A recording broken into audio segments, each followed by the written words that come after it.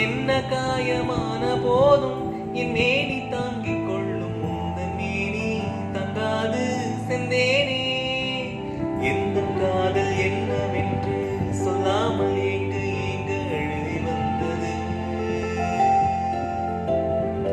எந்த சோகம் உன்னை தாக்கும் என்ற எண்ணம் போதும் வந்து எழுதி நின்றது. இது மனிதர் உணர்ந்து கொள்ள மனித காதல் அல்ல, அதையும் தாண்டி புனிதமானது.